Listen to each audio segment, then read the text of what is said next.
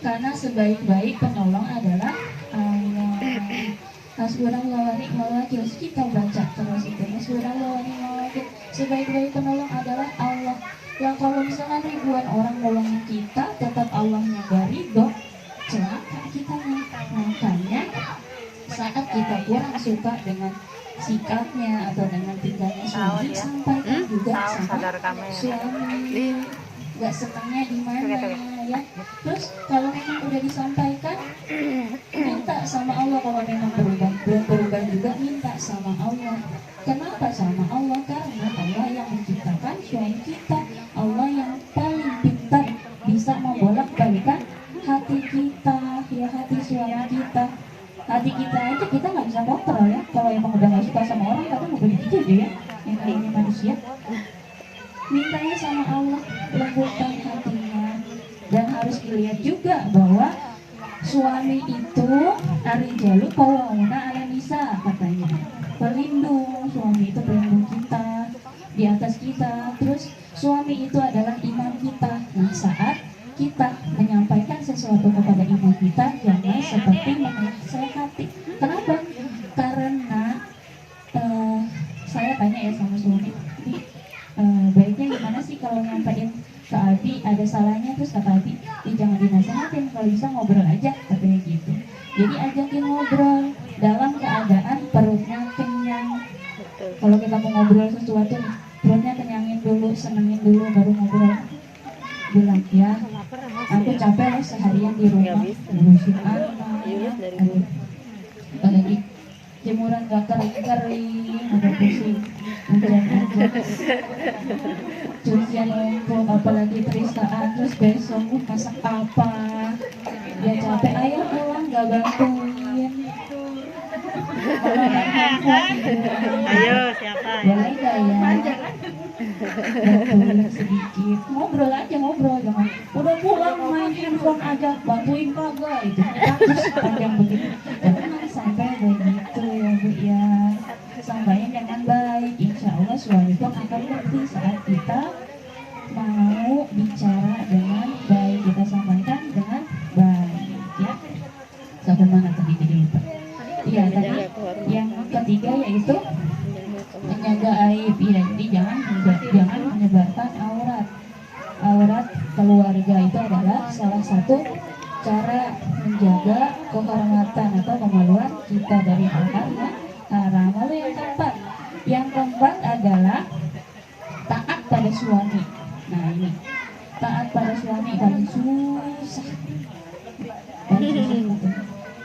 Susahnya kenapa? Suaminya aja begitu katanya.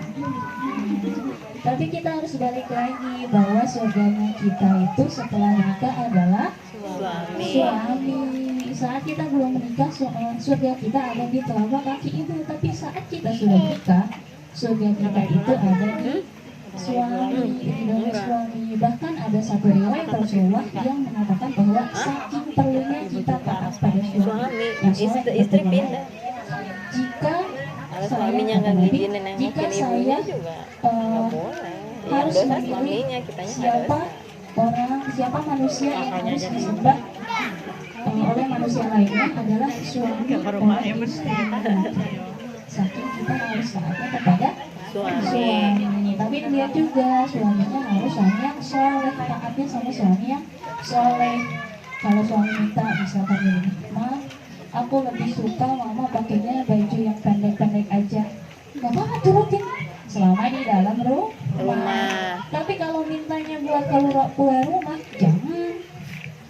jangan diturutin, karena tahu itu bukan ciri suami yang soleh.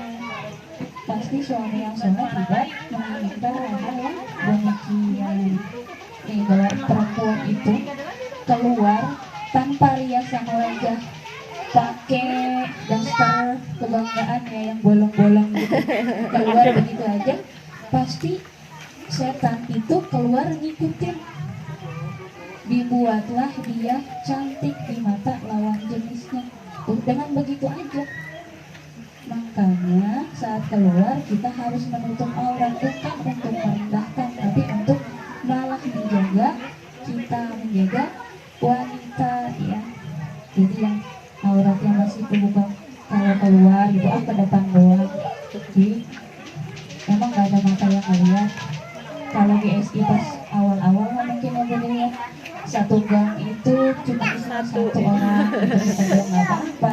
Tapi kalau sekarang kanan kiri udah tetangga aja yang bukan muhrim kita pakai jilbab, ya kita kan udah ngaji pakai ya terus taat sama suami, balik lagi taat sama suami pasti harus taat ya, taat pada suami. ketemu gurunya. Terus kalau kita ngaji suami larang gimana? Ya udah, kita nggak boleh keluar. Meskipun kita mengaji, ya tujuannya suami udah larang udah di rumah aja. 100%. Masalahnya dosa yang enggak, berarti suami yang nanggung. Iya, suami yang nanggung. Berarti kalau misalkan suami yang larang, suaminya yang nanggung. Dia bakal ngasih ilmu ke kita, kalau enggak, ya beliau juga yang dosa. Iya. Nah, pengecualian untuk yang nggak boleh keluar rumah tanpa izin suami, nah itu harus nurut apapun alasannya. Nah, untuk urusan keluarnya untuk hal yang baik atau buruk itu udah urusan suami, karena suami yang melarang ya.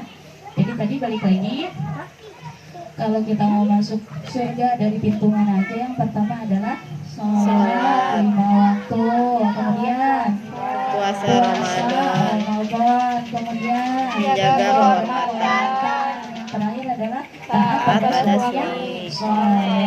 soleh. Cuma 4 itu aja. Semoga Kalau nggak soleh boleh. berkumpul di sini. Boleh.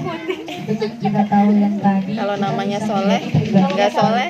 udah jadi janda itu surganya lapangan soleh yang bisa masuk dalam surga lewat Tahu ya. mana-mana saja. Tetap harus, iya coba aja. Nah, untuk Tapi tetap harus menjaga itulah kehormatan. kurang lebih 1,5 bulan lagi udah pertengahan ya, 1,5 bulan lagi masuk bulan Ramadan. Yang Ramadan tahun lalu masih punya utang, masih ada waktu nih.